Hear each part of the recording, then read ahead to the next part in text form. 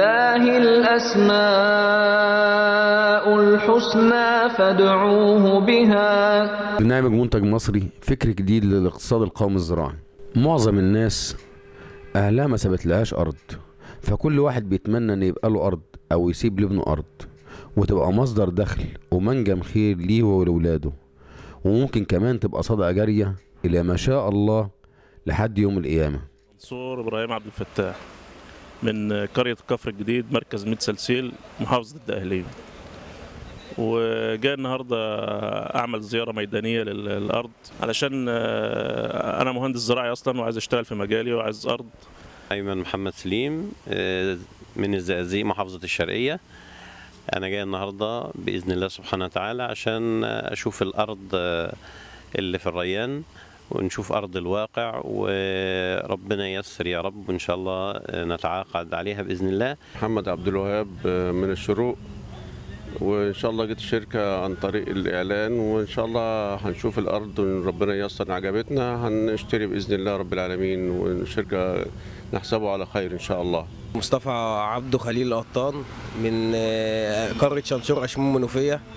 ان شاء الله جاي الارض النهارده عشان نشوفها. احمد حامد غازي من الغربيه، جاي النهارده عشان اتفرج على الارض. عادل عيد عبد العاطي من عين شمس، جاي النهارده اتفرج على الارض. محمد عبد الرحيم من بلاد دخرول، وبأمر الله رايحين نشوف الارض الجديده. حسن محمد ساكن في المطريه في القاهره، انا جاي النهارده اشوف الارض لان انا الفكره دي عجباني من اول ومن زمان ان الواحد يبقى يقعد فيها. سعيد انور قاسم، العنوان ان شاء الله حلوان القاهره. وعرفت الشركه ازاي عن طريق واحد صديق ان شاء الله. جاي النهارده يعني المعاينه والاطلاع. محمد السيد سلام، بركة السبع منوفية، جاي النهارده عشان اشوف الارض عشان ربنا يسهل باذن الله نتعاقد. حسن جاد من المنصورة، برضك يعني ناخد حتة ارض نستثمرها ونعمل تنشيط زراعي في البلد. رايحة الفيوم اشوف الارض كم، اصلا انا اتعقدت من غير ما اشوفها. ان شاء الله ربنا يسهل تكون خير لنا ولاولادنا.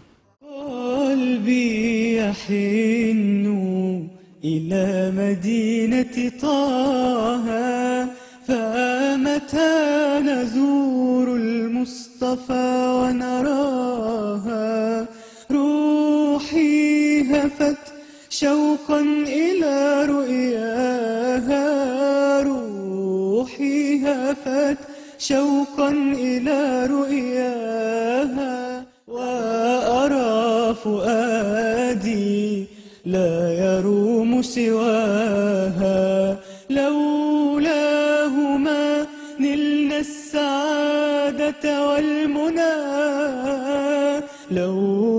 لولاهما كانت ولا عرفت منا، لولاهما نلنا السعادة والمنى،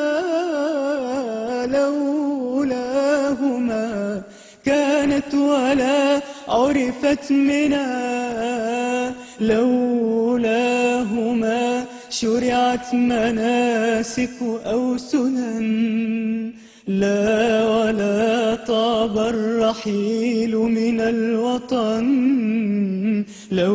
لولاهما طابت وطاب ثراها، قلبي يحن، قلبي يحن، قلبي يحن إلى مدينة طه، قلبي يحن.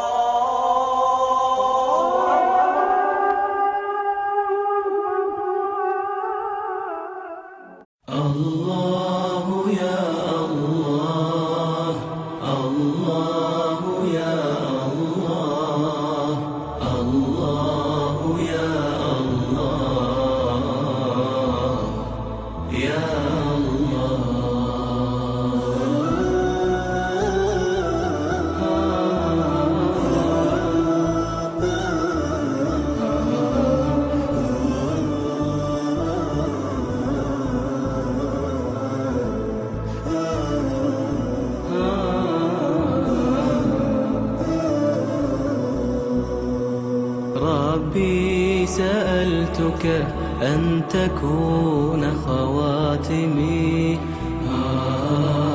أعمال خير في رضاك إلهي يا ربي رجوتك لا تؤاخذ زلتي فأنا الظلوم وأنت ترحم حالي يا ربي سألتك أن تكون خواتمي أعمال خير في رضاك إلهي ربي رجوتك لا تؤاخذ زلتي فأنا الظلوم وأنت ترحم حالي يا ربي سألتك جنة عرض الفضاء وبطول جودك يا مليك مناليا ويكون قصر الخير ملكي يوم أن تبيض أعمال فأخلد عالي يا ربي سألتك جنة عرض الفضاء وبطول جودك يا مليك مناليا ويكون قصر الخير ملكي يوم أن تبيض أعمال فأخلد عاليا. والحمد لله أصبح ديتي يمتلك قطعة أرض في بلدي ملك وبيت، وطبعا اللي أنا فيه ده طبعا يعني يعتبر تكذيب لأي حد قال لي حاجة، لأن طبعا الناس كتيرة جدا ما كانتش مصدقة اللي بيحصل دوت. زي ما حضراتكم شايفين كاتب اسم ابني، لأن ابني هو إن شاء الله هو اللي هيقوم بالإيه من بعد، يعني بعد عمر طويل إن شاء الله. بسم الله الرحمن الرحيم. أنا استلمت أرضي اليوم، واللي أنا كنت متخيله لقيت أفضل منه. أنا أحمد الجمعة، أنا من جزر القمر.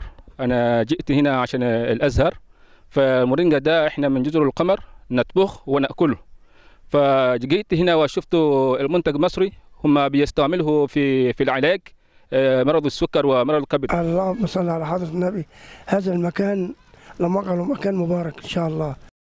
عشان أبويا طلع على المعاش كبير ومش مستحمل القعدة في البيت، فقلنا نجيب له يعني مكان كده هوت ايه يعني يشم فيه هوا نقي ما شاء الله وجميل وحاجه طيبه جدا والله، والواحد استبشر خير لان القائمين على المشروع يعني ناس افاضل نحسبهم على خير والله وحسيبوهم يعني. والله ما شاء الله الارض جميله وربنا يبارك في كل اللي خد منها الارض ديت. يعني المره الاولانيه لما جيت فيها كانت صحراء، دلوقتي ما شاء الله خضرت وبقت جميله. احنا الحمد لله استلمنا الارض بتاعتنا وبنيت البيت موجود هنا اهوت على المساحه، وربنا كرمنا الحمد لله والاولاد كمان ان شاء الله جايين ونقيم هنا.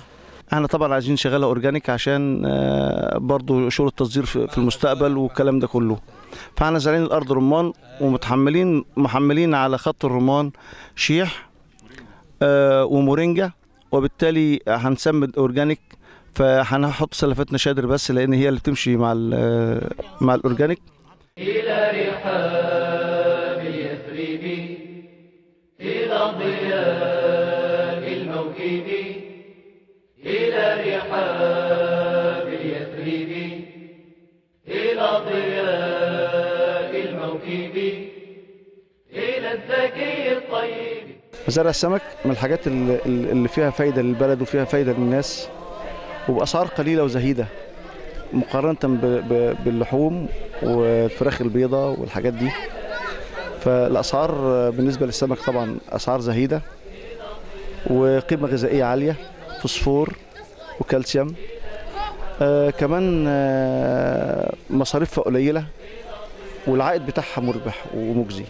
يقدر ياخد حوض ويقدر يزرع فيه سمك ويقدر ياخد منه انتاج ويقدر يعمل اسره ويعيش.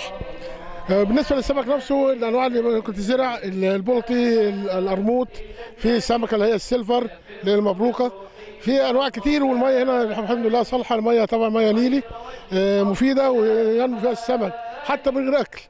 انما احنا النهارده عندنا ميزه ان احنا في غير العليقه اللي تتحط، عندنا في مورينجا مزروعه في الارض هنا برضه. لو السمك كل مورينجا النمو بتاعه بيزيد. فبالتالي احنا النهارده في المشروع ده بننصح الشباب انهم لو عايز يستثمر حتى لو معاه راس مال صغير يجي ياخد المشروع ويقدر ياخد منه انتاج في فتره قليله وسريعه. إلى ضياء الموكب إلى رحاب يثرب، إلى ضياء الموكب إلى الزكي الطيب، إلى النبي إلى النبي هيا بنا. طائر النعام ده طائر استوائي، تمام؟ طائر استواء بمعنى ايه؟ ان هو بيعيش في الاماكن الاستوائيه. مناعته وده بيديله بعض الامتيازات اللي هي بيخليه مناعته عاليه وبيعيش وبيتاقلم في كل البيئات وتحت اي ظروف. عندنا النعامه بدل عدت عمر شهرين بيبقى جهاز التنظيم الحراري بتاعها اكتمل، بتقدر تعيش بعد كده في اي بيئه. شفنا النعام عايش على الثلج، شفنا النعام عايش على الجبال في الحر، في كل البيئات بيتاقلم، وهو مقاوم لكل الامراض ما عدا مرض واحد بس بيجيله من الفراخ اسمه مرض النيوكاسل. وده لما يبقى احنا في مكان زي دهوت، ده مكان بيور بعيد عن الاماكن اللي فيها تجمعات الفراخ. بنحط النعام ما بنحطلوش اكتر من الميه والاكل. الى ضياء الموكب إلى الزكي الطيب، إلى النبي إلى النبي هيا بنا إلى النبي هيا بنا إلى النبي. ربنا أنت الأحد أحد أحد باسمك الجمع اتحد أحد أحد. ربنا أنت الأحد أحد أحد باسمك الجمع اتحد أحد أحد. وعدك الحق وهذا يومنا والجد جد. سنرى الفجر القريب من دجى الليل العصيب. سنرى الفجر القريب من دجى الليل العصيب. وبأيدينا سنرمي ويد الله تصيب. هذه الأمة قوة من صفاء وأخوة، وإن تحدى عدو راح في أظلم هو. هذه الأمة قوة من صفاء وأخوة، وإن تحدى عدو راح في أظلم هو. كلنا يبغي جهادا بيقين وإرادة، نحن نمضي للسعادة انتصارا أو شهادة. كلنا يبغي جهادا بيقين وإرادة، نحن نمضي للسعادة انتصارا أو شهادة. انتصار أو شهادة انتصارا أو شهادة. هذه الأمة قوة من صفاء وأخوة، وإن تحدى عدو راح في أظلم هو. هذه الأمة قوة. منتج مصري، دعوة لكل مصري عايز يحقق مصدر دخل ليه والأولاده حلال ومشروع ناجح، أو يبقى له أرض تكون في يوم من الأيام لأولاده وأولاد أولاده.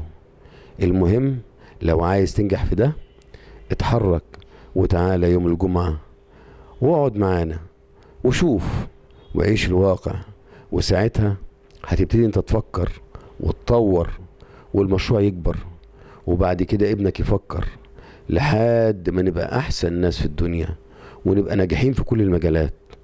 ازاي اتحرك وكل خطوة ليا وكل نظرة وكل كلمة اقولها او اسمعها تكون مفيدة ليا ولأولادي، وفي الاخر اخرج من المشروع وانا ناجح فيه وعامل مستقبل لأولادي، وكمان يبقى لي صدقة جارية الى يوم القيامة. اذا نجحت في ده اكيد انا انسان عملت حاجة في فترة حياتي. اسأل الله لنا وليكم التوفيق، ومنتظرينكم يوم الجمعة ان شاء الله. لله الأسماء الحسنى فادعوه بها.